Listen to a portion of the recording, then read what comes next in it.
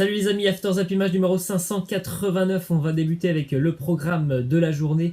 Dernier quart de finale de Coupe de la Ligue ce soir avec des grosses écuries qui sont présentes.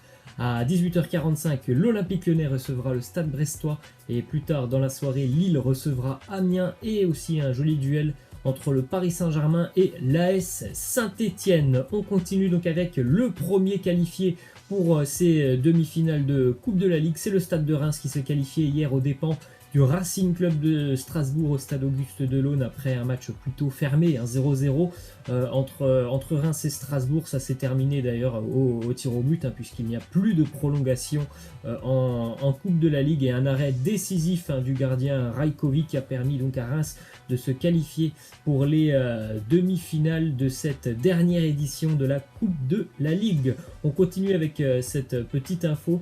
Le joueur Nathanaël Mboukou de Reims a été expulsé à l'heure de jeu. Scène assez incroyable. Après le match, il a directement pris le mégaphone alors que les Rémois sont allés un petit peu célébrer leur victoire avec les supporters présents à Delaune. Il a pris le mégaphone, il s'est excusé directement auprès du public de Delaune et après il a enchaîné en lançant pas mal de cris de joie. Ensuite, petite statistique justement sur le Stade de Reims qui n'avait plus été en demi-finale de Coupe de la Ligue depuis 13 ans maintenant. C'était à l'époque en 2007 face aux Girondins de Bordeaux pour les Rémois. Hier on a vu le président Jean-Pierre Caillot très ému pour son équipe qui sera donc en demi-finale. Belle récompense pour une équipe de Reims qui travaille très très bien depuis déjà de quelques années, surtout avec David Guillon. On continue avec une info cette fois-ci, Coupe de France. Pour ceux qui ont vu le match entre Rouen et Metz ce lundi, le premier buteur rouennais Fred Hamby avait retiré son maillot en arborant tout simplement un petit message pour le joueur guingampais qui est décédé le week-end passé. Bien évidemment, on le sait tous, lorsque tu enlèves ton maillot, tu as un carton. Et pour la Coupe de France, ce joueur doit être suspendu pour le prochain tour face au SCO Angers. Il a demandé la clémence de la Fédération française de football, puisqu'il a dit tout simplement c'était pour rendre hommage. Donc est-ce qu'on peut en gros m'enlever ma suspension?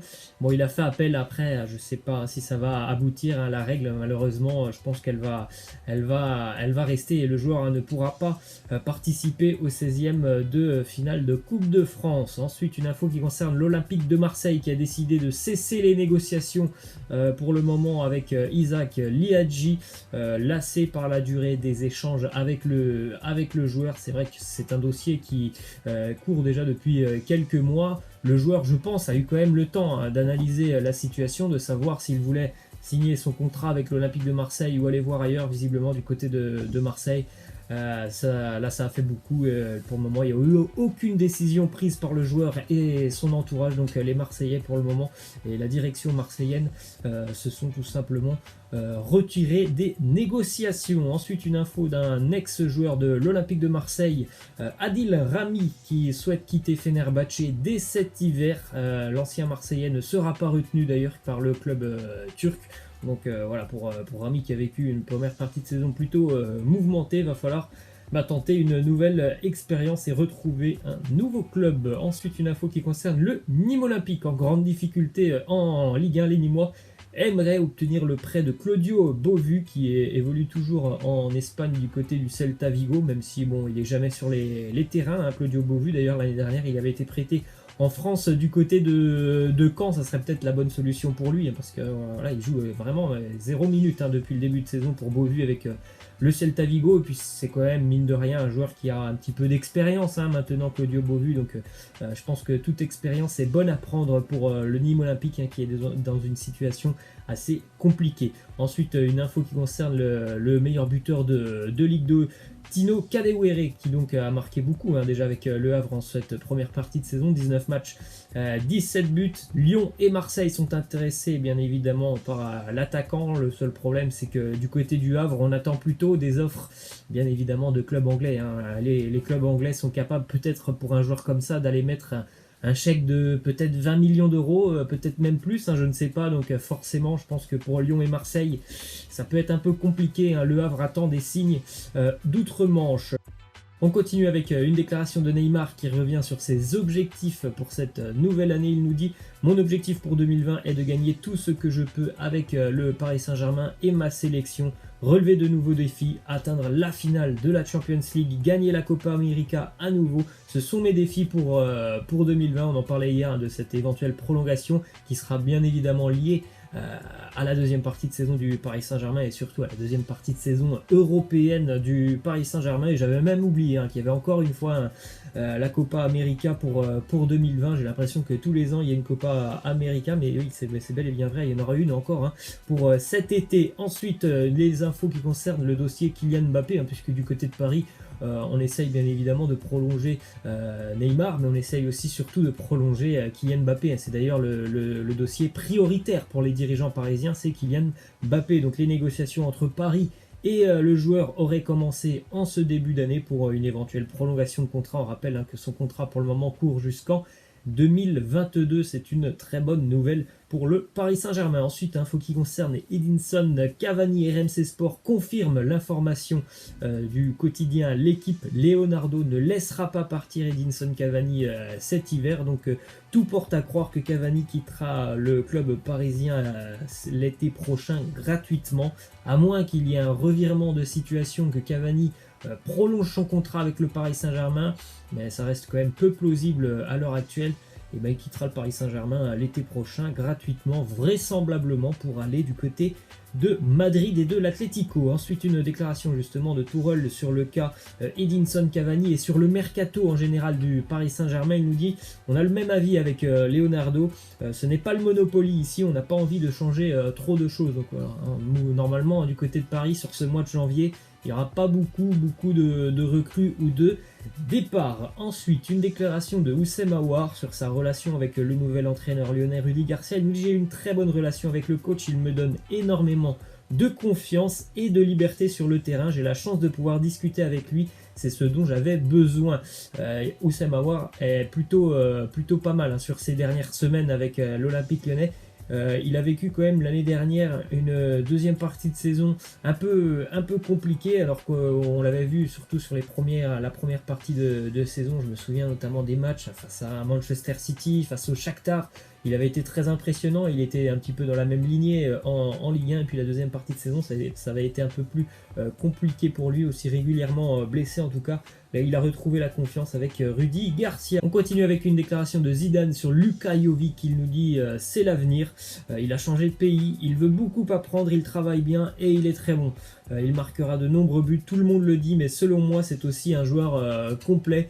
Voilà, il a encore du temps, Luka Jovic, pour s'installer du côté de Madrid. Alors, je me souviens que cet été, dès lors qu'il était arrivé, il y avait déjà des gens qui l'envoyaient en prêt dans un autre club. Je pense que le Real n'a pas fait une aussi grossière erreur de recruter un joueur sans avoir vraiment conscience de ses qualité. Ensuite, une info qui concerne l'autre club madrilène, l'Atlético Madrid. Thomas Lemar, les Spurs de Tottenham sont toujours intéressés par Thomas Lemar. Il serait prêt à offrir à l'Atlético un prêt payant de 6 millions d'euros avec une option d'achat de 60 millions d'euros pour Lemar. Pas sûr que ça suffise pour les dirigeants de l'Atlético qui, à mon avis, ne le lâcheront pas, et peut-être encore moins en prêt. Ensuite, une info qui concerne là un joueur aussi de Tottenham, c'est Christian Eriksen qui est ciblé par l'Inter Milan. Déclaration du directeur sportif de l'Inter Milan qui a annoncé qu'ils étaient toujours très intéressés par le profil de l'international danois, qui sera lui aussi libre de tout contrat en juin 2020, comme peut l'être d'ailleurs Edinson Cavani. Autre info qui concerne là aussi l'Inter Milan, qui est tombé d'accord avec Ashley Young, le défenseur de Manchester United. Il est libre de tout contrat lui aussi dans 6 mois, donc le club italien va négocier avec Manchester pour tenter de le signer gratuitement cet hiver. L'Inter apprécie beaucoup en général les joueurs qui sont assez expérimentés, comme peut l'être d'ailleurs Young à 34 ans, il en a vu des années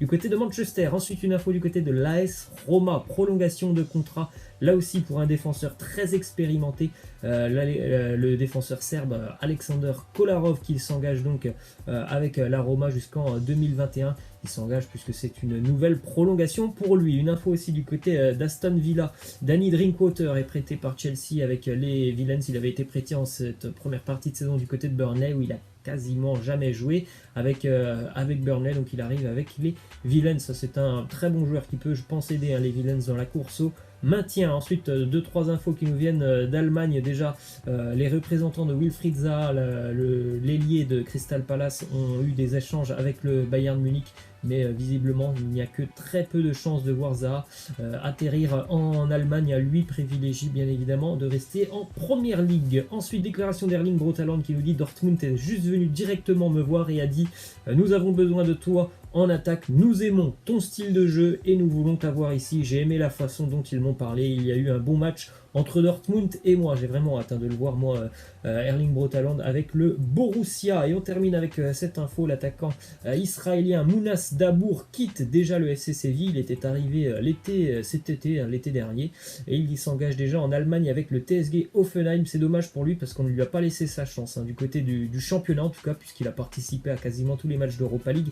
Mais en championnat, il n'a jamais joué quasiment en Liga, donc je pense que c'est une très très bonne recrue pour le TSG Hoffenheim. C'est un attaquant qui, lors des 2 dernières années avec le RB Salzbourg, avait marqué en moyenne 20 buts par saison. Voilà les amis, je vous laisse, je vous dis à la prochaine, ciao.